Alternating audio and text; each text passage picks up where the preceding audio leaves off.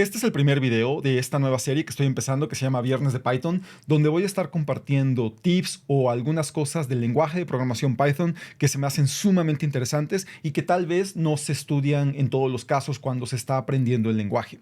En este video, en este primer video, lo que vamos a hacer son 5 cosas que me parecen muy interesantes de las listas de Python. Entonces, 5 cosas que debes saber de las listas de Python. El primer punto, y es como el punto número 0, es que una lista de Python no es un objeto de tipo lista propiamente como una lista ligada, sino es un arreglo. Y no es solamente un arreglo sencillo, sino es un arreglo dinámico que tiene algunas características que hacen muy eficiente el uso de las listas. Por ejemplo, la forma en la que se reajusta el tamaño de la lista dependiendo del número de elementos que tiene. Sin embargo, eso no lo vamos a ver en este video, tal vez en otro podríamos mencionarlo. La técnica se llama table doubling y es todo lo que voy a decir al respecto. Entonces, las listas de Python son arreglos. Ese fue el punto 0. El primer punto que voy a mencionar es list comprehension. Lo primero que voy a hacer es crear una lista que voy a hacer para estar trabajando con ella.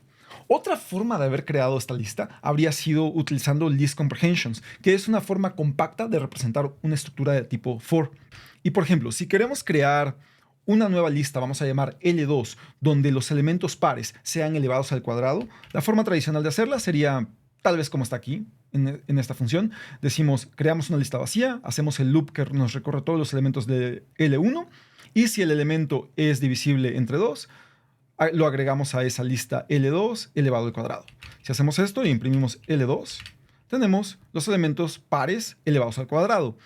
2 que sería 4, 4 que sería 16, 36, etc. Esta sería la forma tradicional de hacerlo con un for. La forma de hacerlo con list comprehensions, y es la forma que vamos a explicar en este momento, es hacer esto. Vamos a crear una lista de 3. Vamos a crear el for, vamos a hacerlo de esta forma. For, vamos a decir n in L1. Y después de esto lo que voy a hacer es el if. If n módulo 2 igual a 0. Y esto es, ponemos en una línea primero el for y luego el if. Y lo primero que vamos a hacer, entonces, es agregar el elemento al cuadrado. Y aquí sería n al cuadrado. Y esto lo que nos va a crear es exactamente el mismo código que está aquí seleccionado en esta celda que tiene el número 2. Es exactamente lo mismo. Nos va a elevar al cuadrado los elementos de L1 si estos elementos son divisibles entre 2. Vamos a correr L3. Y vemos que es exactamente el mismo arreglo. Esto es list comprehension con un if. List comprehensions, esta técnica se puede utilizar con fors anidados y tener un poco de estructuras un poco más complejas. Si quieren que haga un video completo describiendo esto, pueden por favor dejármelo en los comentarios. Por ejemplo, si hubiéramos querido hacer la lista original L1 con list comprehension, habríamos podido hacer L4 igual a, y vamos a decir n for n in range 1 a 11. Y aquí si hacemos L4, vemos que es exactamente la misma lista. Punto número 2, que es sumamente importante conocer de Python, es list slicing. Cómo hacer estos slicings de las listas para poder acceder a ciertas regiones de las listas. Entonces, por ejemplo, si tenemos nuevamente, voy a imprimir aquí L1, nada más para recordar qué es.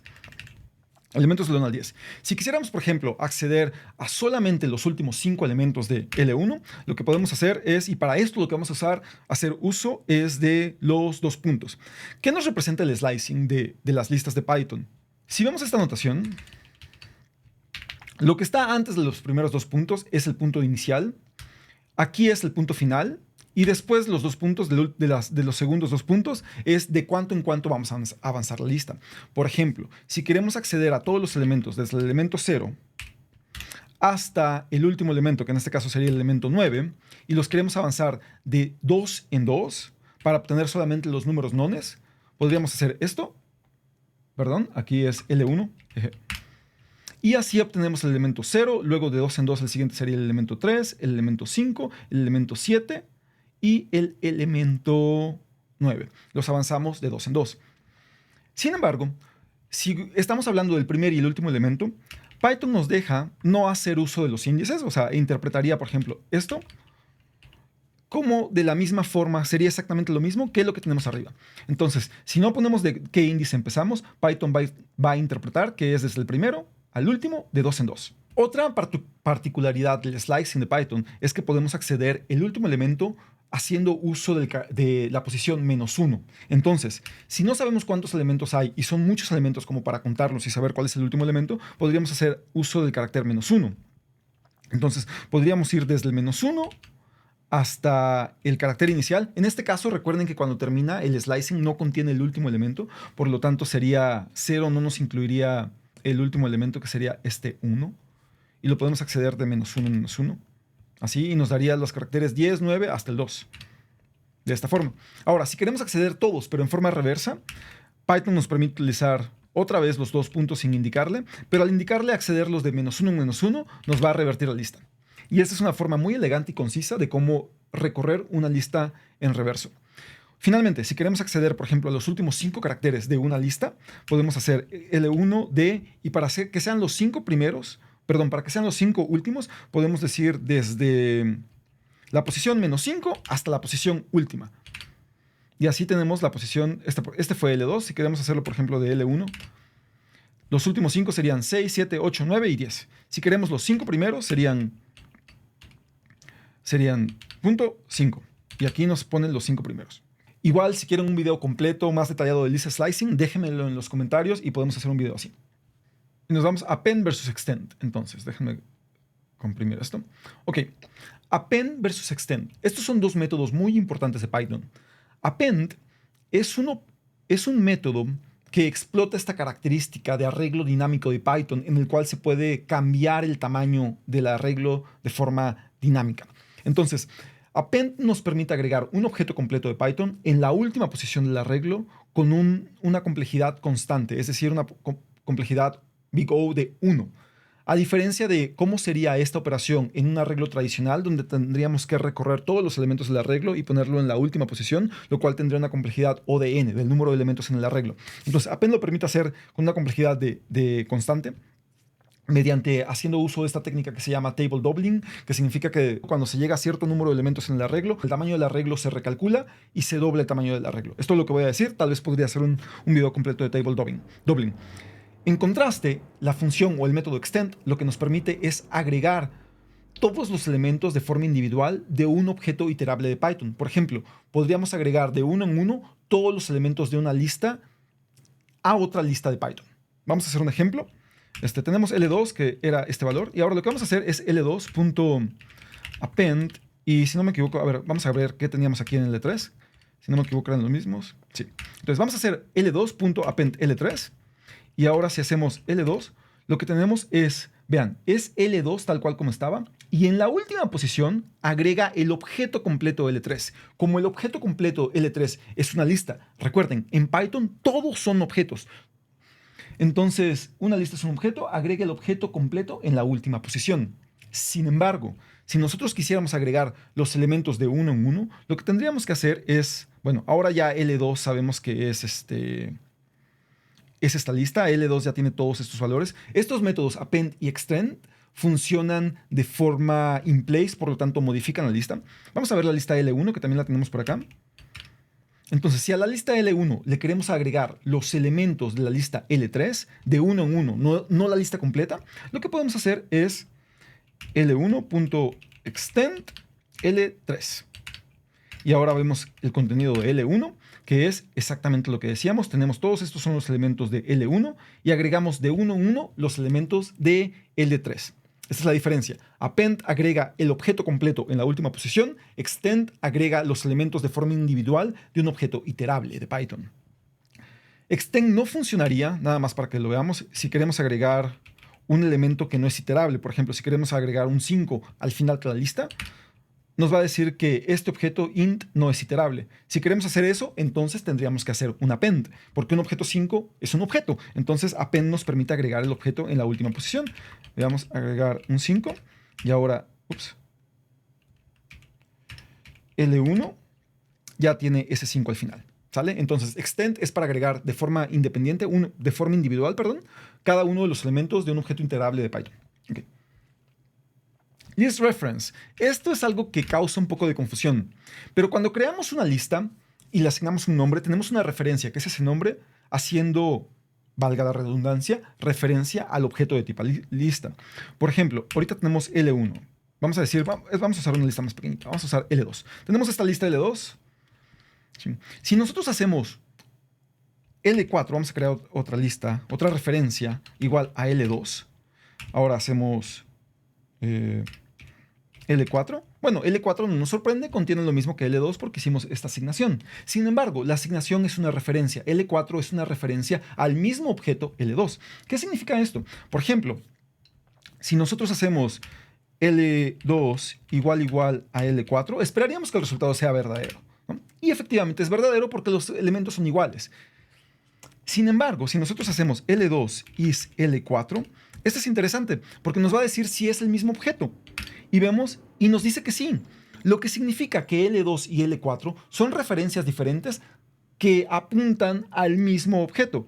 ¿Qué implicaciones tiene esto? ¿Qué implicaciones prácticas tiene esto? Que si, por ejemplo, nosotros hacemos L2 de la posición, vamos a decir, -1. Acuérdense, podemos referenciar con la última posición de un objeto iterable, como es una lista de Python, con -1. Entonces, la última posición de L2 la vamos a asignar con un 54, por decir algo. Y ahora, si hacemos L2, en la última lista que teníamos acá, que era en la última posición, ahora ya es un 54. ¿Qué implicación tiene esto para L4? Dado que L4 es una referencia al mismo objeto, L4 también cambió. ¿De acuerdo? Son simplemente dos referencias diferentes al mismo objeto. Por lo tanto, si modificamos uno, se modifica la otra. ¿Qué podemos hacer si realmente lo que queremos es tener una copia? Bueno, lo que podemos hacer es hacer un L5 igual a L2 y las listas nos permiten hacer esto. Otra vez indexing. Así. Entonces, ahora si hacemos L5 igual a L2, es verdadero, pero si ahora hacemos L5 is L2, es falso. Por lo tanto, L5 contiene lo mismo que L2, pero si cambiamos L2 de -1 igual a 80, igual, vamos a hacer asignación, 80, y ahora hacemos L2, bueno, L2 tiene un 80 en la última posición, pero si hacemos L5 no cambió, porque son objetos diferentes, no solamente una referencia a un mismo objeto. Finalmente, sort versus sorted. ¿Cómo ordenar una lista? Vamos a imprimir aquí la lista L1. ¿Qué pasa si queremos ordenarla en forma ascendente? Si nosotros hacemos L1.sort, se hace un ordenamiento in place, es decir, la misma lista vemos que ahora ya está ordenada de forma ascendente. Vemos cómo este 5 lo pasó para acá. Podemos hacer L1.sort y aquí podemos poner, si no me equivoco, reverse igual a true. Y ahora hacemos L1 y la lista está ordenada de forma descendente. Si nosotros queremos guardar la lista ordenada, vamos a decir ahora que queremos hacer una L6 igual a L1.sort y ahora vamos a ponerle reverse igual a false, que es el comportamiento por default para que lo haga de forma ascendente. Y hacemos esto. Ahora, si nosotros corremos L1 ya está ordenada de forma ascendente por haber corrido este método. Sin embargo, tal vez lo lógico para pensar es que L6 tendría esa lista ordenada y corremos L6 y L6 está vacío. Vamos a hacerle print para que se vea con más detalle. L6 tiene none. ¿Por qué? Porque el método sort es un método del objeto de tipo lista que te hace el ordenamiento in place. Es decir, modifica la misma lista, pero te devuelve nada, te devuelve un none. Por lo tanto, L6 no tiene el resultado de esta lista ordenada. Si nosotros queremos crear L6, otro objeto, de otra lista ordenada, que sea un objeto diferente, entonces lo que tendríamos que hacer es el método sorted. Sorted de L1. Y vamos a ponerle reverse igual a true para que veamos que es diferente. Reverse igual a true para que lo ponga en forma descendente.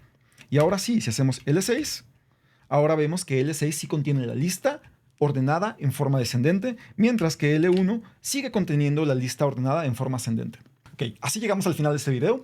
Un video donde les platico 5 cosas que creo que son muy importantes y todos debemos de conocer muy bien si hacemos uso de objetos tipo lista en Python, los cuales, como dije desde el principio, son objetos de tipo arreglo, un arreglo dinámico. Espero que este video haya sido de utilidad. Si quieren que alguno de los temas que vimos ahora en estos 5 puntos de forma rápida se expanda a un video completo, por favor déjenmelo en los comentarios y el video o la solicitud que más peticiones tenga será uno de los próximos videos que haga para esta serie de Viernes de Python. Espero que les haya sido útil y muchas gracias. Hasta pronto.